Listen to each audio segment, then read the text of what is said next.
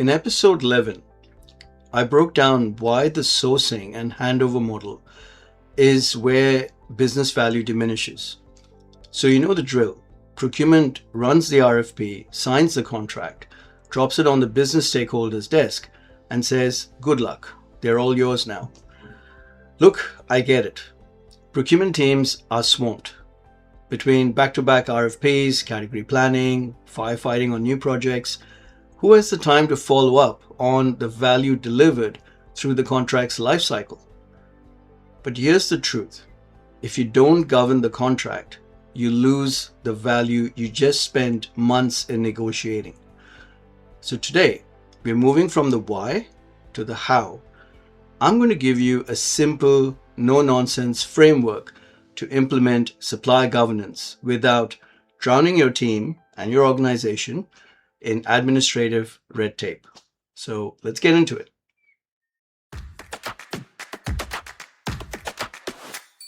Welcome to the Procurement Signal, the place for curious supply chain professionals ready to develop. Every week, we dive straight into how modern teams are transforming supplier relationships, elevating vendor management, tackling risk, and driving real sustainability impact. If you are ready to move out of a back-office function and into a strategic powerhouse, you are in the right place. This is your signal. Amplify what you can be. First up, let's talk about who should be driving lifecycle governance. So it shouldn't be your core sourcing or category teams. Now, these teams are wired for the next big deal or for developing long-term strategy. So if they are heavily involved in contract lifecycle, it's usually because there's no one else to do it. If your organization has a dedicated vendor management team or a contract lifecycle management team, that's great. You're ahead of the game. But watch out, those teams can accidentally enhance bureaucracy and red tape.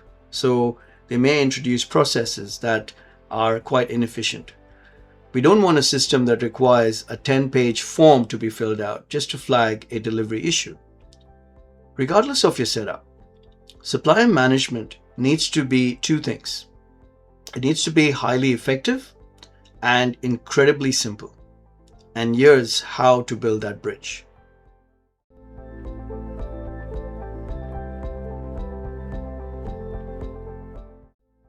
Here are the exact 4 steps to set up a framework that actually works. Step 1, set the baseline. So this is about tiering. When a new supplier is onboarded, don't just let the process run. Use that moment to tier them. I'm not going to deep dive into a segmentation model here because that really deserves its own episode. But to keep it simple, look at 2 things, criticality and risk. So if the supplier goes down or the service gets disrupted, does your business stop? In terms of risk, what concerns do you have about this specific relationship? If a supplier is highly critical and highly risky, they get your full attention, full stop. Note down their maximum spend, the exact scope, and the top 3 things that could go wrong. That is your baseline. Step 2, identify the relationship owners. So while procurement owns the commercial guardrails, the business stakeholders live in the relationship every single day. They are the operational drivers. Procurement's job is to sit in the passenger seat with the map. When an issue pops up, you provide the tools and support to fix it, but you don't jump in the driver's seat to solve the problem. Usually when there is a crisis, procurement is all too happy to jump in and lean in. However, it takes years of knowledge transfer and training to make sure that the business is capable to deal with those crises, and procurement is providing the right support at the right time. If your contract runs for 12 months, you need a rhythm from day one. Let's say you have a tier 1 strategic supplier. You need a monthly check-in with the relationship owners. And here's how to do it. Do not treat this as an interrogation. it's an interview. Ask them, how is the vendor's performance? Are there any red flags? Are we actually getting value for what we paid? Once the internal vibe is done, look outward. Set up formal business reviews with the supplier. Now, this is often called QBRs, quarterly business reviews. We'll do a deep dive on how to run a killer QBR at a later episode. But for now, just get them on the calendar. So we're not doing steps 1 to 3 just to keep ourselves busy. We are building a report card.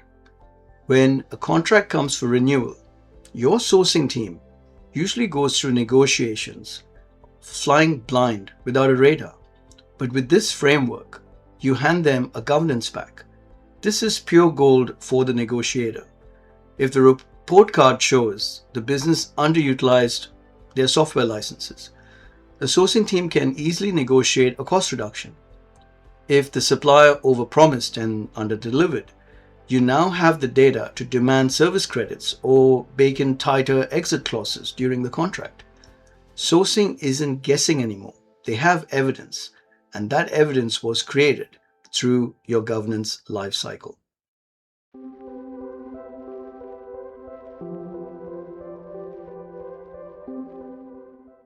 At the end of the day, supplier or contract governance isn't about extra administrative work. It's the insurance on the contract value you promised to deliver. Your challenge for this week: look at your top 5 suppliers. Do you have a baseline for them? Do you know who owns the operational relationship? And when is the next scheduled business review with the supplier? If the answer to these is no, pick just one of those suppliers and apply this 4-step blueprint. Stop handing over the keys and hoping for the best. Thanks for listening to today's episode. If you found this practical, please subscribe, leave a comment, and share this with a fellow procurement professional who is tired of leaving value on the table. Until next time, keep amplifying your signal, and I'll catch you on the next one. Thanks for tuning in to The Signal. Visit www.procurementsignal.com for more information. Check out our other videos on our YouTube channel.